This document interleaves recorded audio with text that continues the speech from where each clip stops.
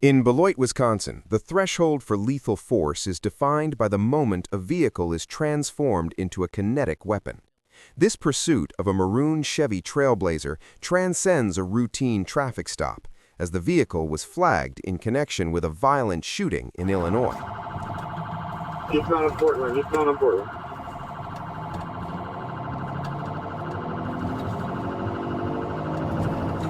Legally, this triggers the dangerous fleeing felon protocols established in the landmark case Tennessee versus Garner, permitting deadly force when a suspect poses an imminent threat to the public. Tactically, as officers moved to box the vehicle in, the suspect opted for lethal escalation. The moment the suspect reversed and intentionally rammed an occupied patrol unit, the vehicle ceased to be a mode of transport and became a deadly tool of assault. Under the objective reasonableness standard of Graham versus Connor, the officer's response, discharging a firearm through the patrol car's windshield, is analyzed through the lens of a split-second life-or-death crisis. Yep, we just 1050 to the squad. Central strong, we're wiping out. Hold your up. The human element here is one of total desperation versus professional restraint. While the suspect's violent history and final actions led to a fatal conclusion, investigators ultimately cleared the officers under Wisconsin Statute 939.48, citing that no other viable alternative existed to protect life. This incident serves as a definitive reminder of the risks inherent in high-stakes pursuits. When a suspect chooses to use a multi-ton SUV as a projectile against law enforcement, the legal response is warranted to be absolute.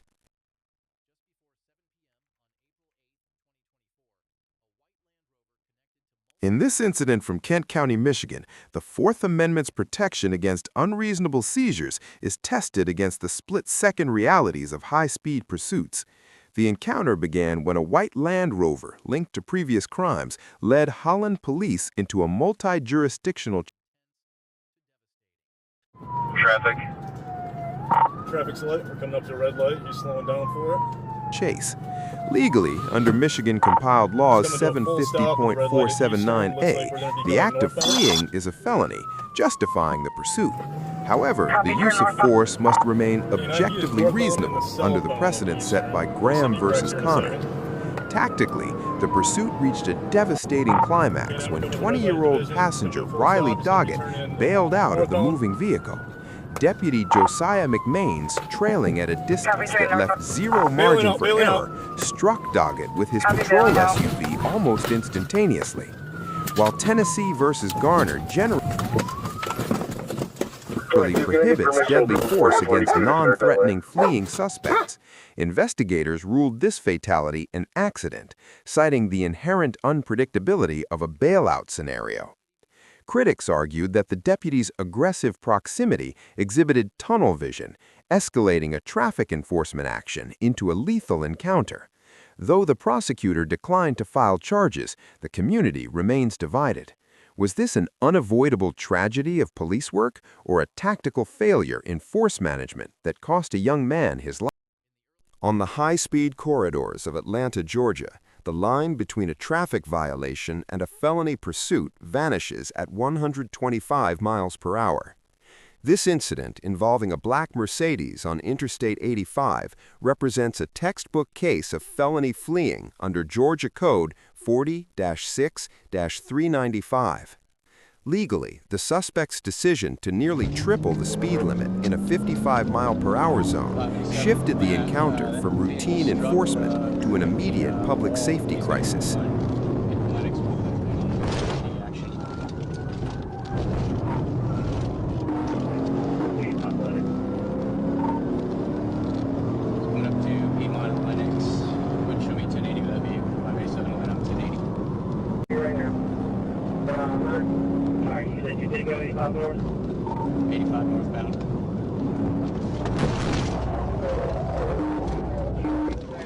I need the air police, pit maneuver, pit, northbound. He's getting back in it. He's trying to get back in it. Coming up to North Druid Hills. Coming in for another pit. I got a vehicle on the way.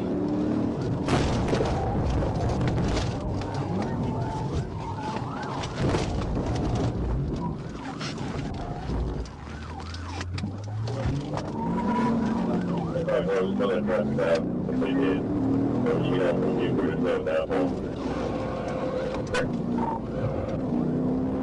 believe 786 trying to set up for another pit. We're taking the exit for North Druid Hills.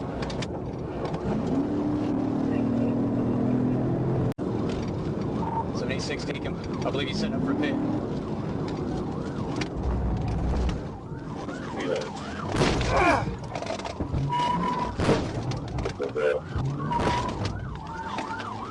Tactically, the Georgia State Patrol exhibited their signature aggression in pursuit termination. As the chase veered toward North Druid Hills, troopers evaluated the escalating risk to innocent commuters.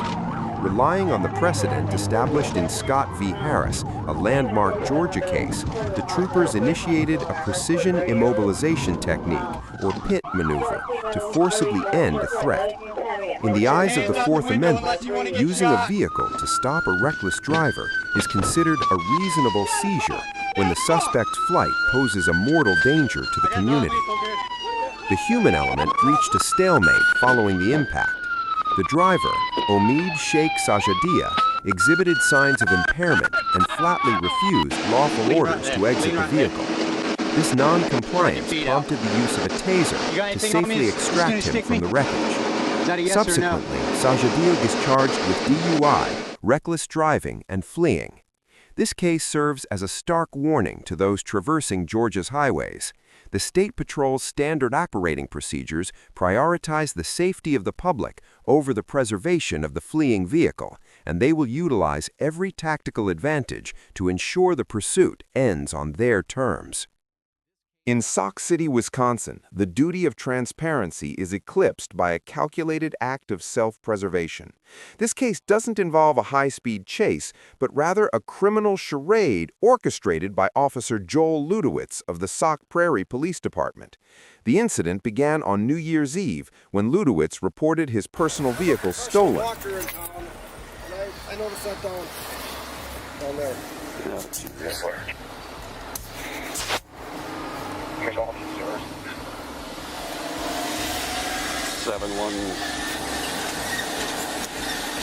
7-1 Sauk, I'm on scene.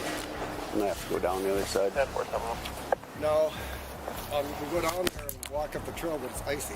911, what's the address of the emergency? Okay, tell me exactly what happened.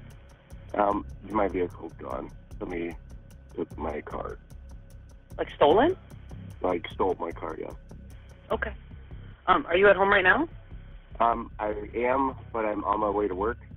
So if I could meet the deputy at my work. I'm a police officer at Sauk Prairie Police Department. Oh my God. There's nobody in it.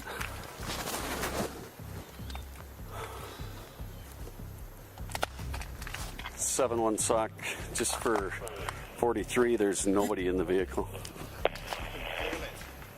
10-4. All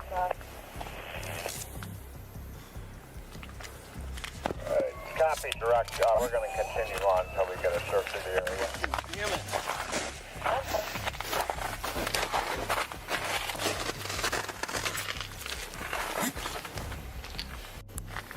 Is there blood in the car? There's blood on the side of that door.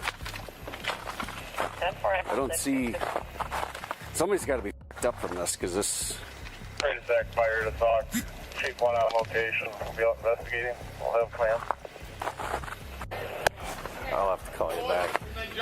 This is a f***ing mess. I want more people to search.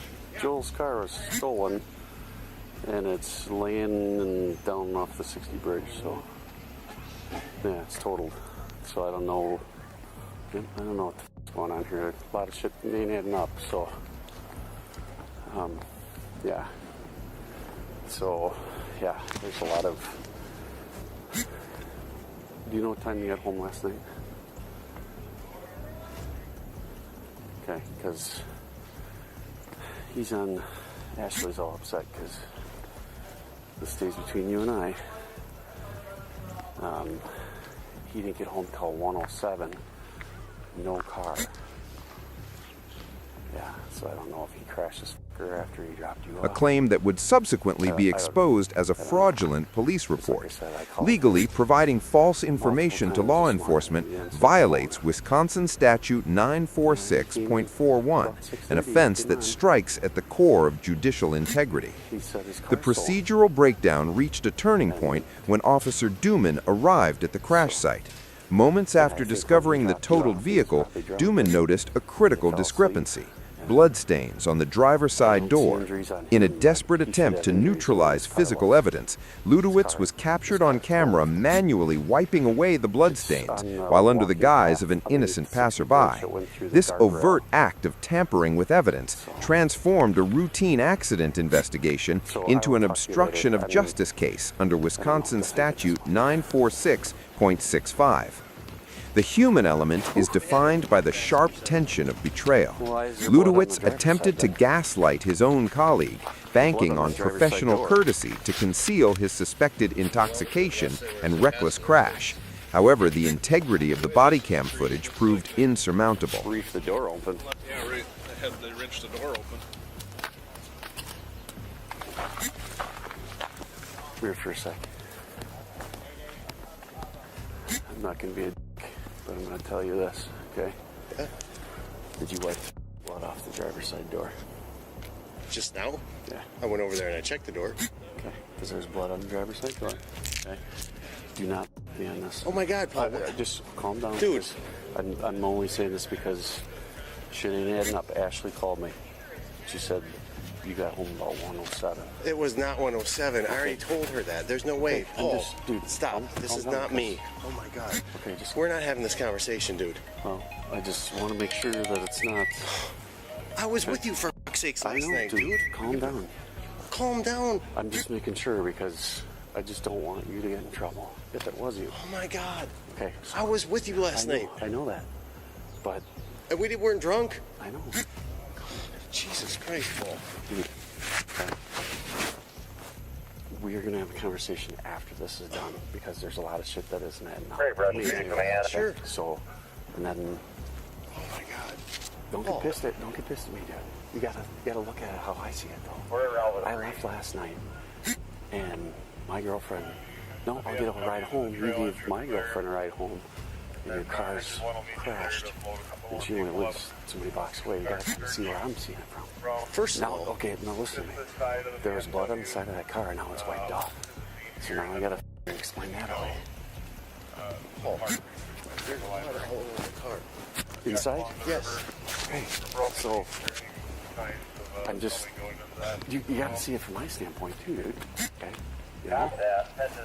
I'm just saying. The fact that we're having a side conversation isn't like. Okay, well. And I gave her a ride home.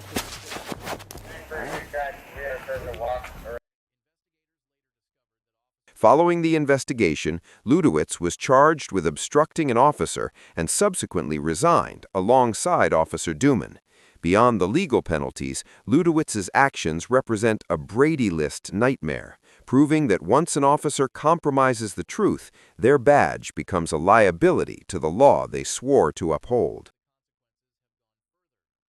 In Grandview, Missouri, a routine enforcement action serves as a textbook example of how panic can override legal logic.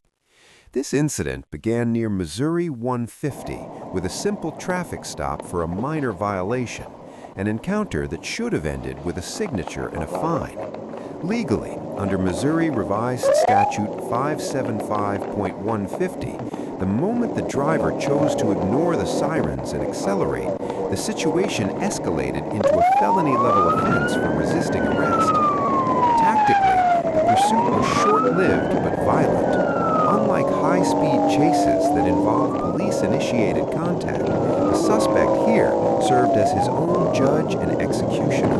The driver's decision to floor it bypassed the physical limits of his SUV, leading to a catastrophic loss of traction. As the vehicle careened onto the median and initiated a violent rollover, the driver was ejected, a direct consequence of failing to secure himself during a high-speed flight. The human element is a study in professional contrast. The very often officers who were minutes away from an arrest immediately transitioned into first responders, joined by a civilian nurse and her husband. Under the standards of Graham versus Connor, the police's pursuit was reasonable, yet the outcome remains a sobering reminder. No minor traffic citation is worth the kinetic disaster of a high-speed wreck. This case highlights a grim truth of the road. You might outrun a police car, but you can never outrun the laws of physics. In the state of Wisconsin, the laws of physics often deliver a final judgment before a court of law ever has the chance. This pursuit, involving a Lexus traveling at a staggering 140 miles per hour on U.S. Highway 118-151, represents the lethal extreme of felony eluding under Wisconsin Statute 346.04. Legally, the moment a suspect exceeds 100 miles per hour, the encounter shifts from a standard traffic stop to a high-risk event, where the potential for a reasonable seizure under Scott v. Harris is weighed against the near certainty of a catastrophic wreck. Tactically, the pursuit reached a biological and mechanical breaking point. At these extreme velocities, the vehicle is no longer a transport device, but a multi-ton projectile. While officers scrambled to clear the path ahead, the suspect's decision to traverse medians and shoulders effectively neutralized any chance of a controlled pursuit termination. Subsequently, the laws of motion took over. Upon losing traction during a high-speed maneuver, the vehicle careened off the roadway and initiated a series of violent rolls that spanned hundreds of yards. The human element here was a grim lesson in the finality of momentum. The driver, identified as Bo, was ejected from the vehicle as it disintegrated, a direct consequence of both extreme speed and the failure to utilize basic safety restraints. While the Fourth Amendment allows for the use of force to stop such a threat, in this instance, the suspect's own recklessness served as the terminating factor. This case stands as a haunting reminder. When the needle crosses 140, there are no minor mistakes, only life-ending outcomes. In Cecil County, Maryland, the basic rule of road safety under Maryland Transportation Code 21801 is tested by a deadly combination of high speed and zero visibility. This incident on Interstate 95 began when Maryland state troopers observed a vehicle weaving through heavy fog at dangerous velocities. Legally, the presence of thick mist requires drivers to maintain a reasonable and prudent speed.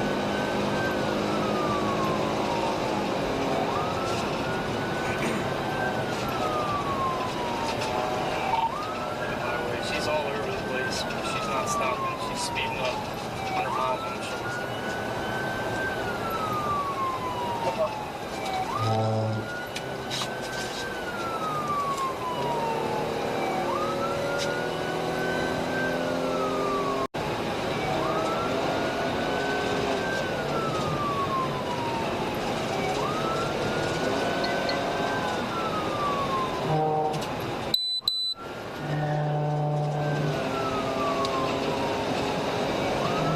However, the suspect's decision to accelerate to 100 miles per hour while utilizing the shoulder transformed a traffic violation into a felony flight. Tactically, the pursuit was a blind gamble. Swallowed by the haze, the troopers could barely maintain visual contact as the suspect disregarded every environmental warning. The encounter reached a tragic conclusion when the vehicle careened off the highway and slammed into a tree, causing an instantaneous engine fire. Under the precedent set by County of Sacramento versus Lewis, law enforcement is generally shielded from liability in such crashes, as the fatalities are a direct result of the suspect's own reckless maneuvers rather than intentional police misconduct. The human element is captured in the desperate moments after the impact.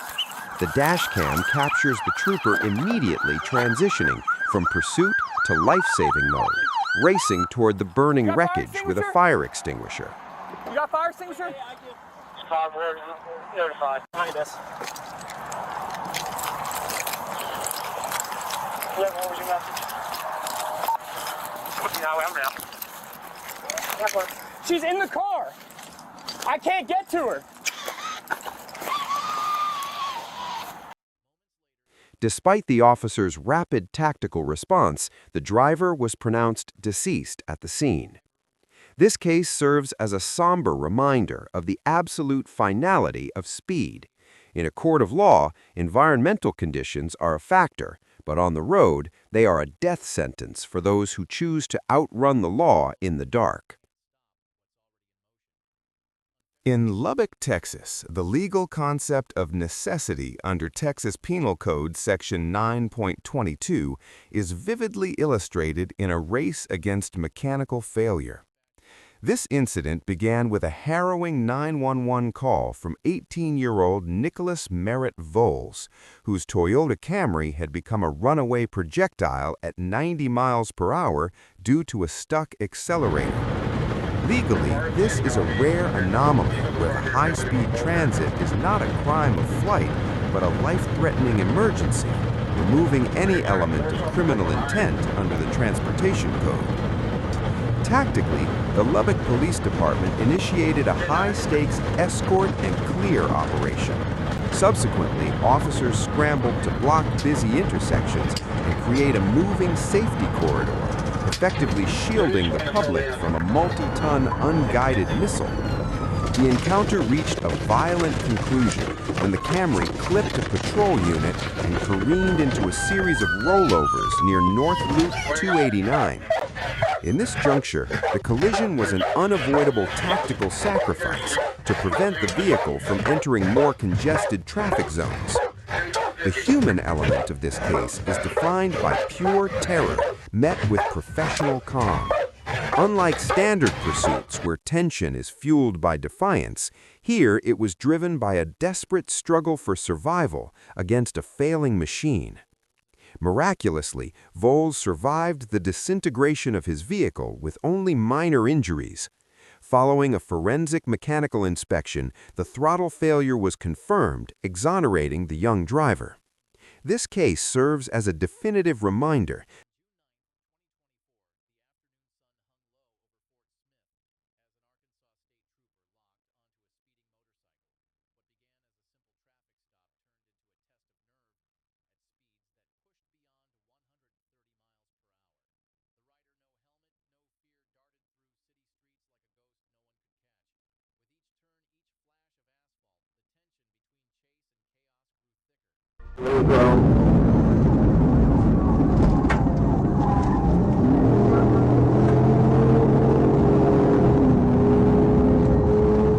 traffic. Light traffic. Big passing volumes right now.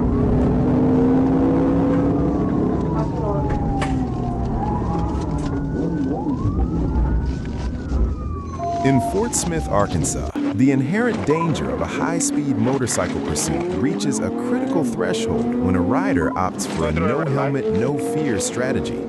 This incident involving an Arkansas state trooper escalated rapidly from a standard speeding violation to a life-threatening manhunt. Legally, the rider's decision to exceed 130 miles per hour while weaving through urban traffic constitutes felony fleeing under Arkansas Code 5-54-125, an offense defined by the wanton disregard for public safety. Tactically, pursuing a motorcycle presents a nightmare for law enforcement. The physical vulnerability of the rider means that even a minor nudge can be lethal. Subsequently, the troopers utilized a strategic multi-unit approach, maintaining visual contact while waiting for the suspect to enter a confined environment. Upon boxing the rider in behind the county jail, the trooper initiated a low-speed tactical block. Under the Fourth Amendment standards of Scott versus Harris, this application of force was calibrated to seize the suspect while minimizing the probability of a fatal outcome in a densely populated area. The human element of this chase is underscored by the rider's calculated risks. Identified later through his passport, the individual was bloodied but survived his own recklessness. Mr. Meter at the moment. to stomp on it. Oh, fuck.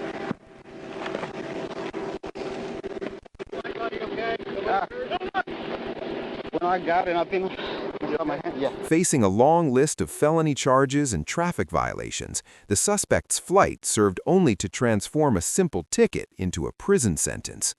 For the ASP, the smoking patrol car at the end of the chase stands as a testament to the intensity of the encounter and a definitive reminder that high-speed evasion is a gamble, where the house and the laws of physics always win.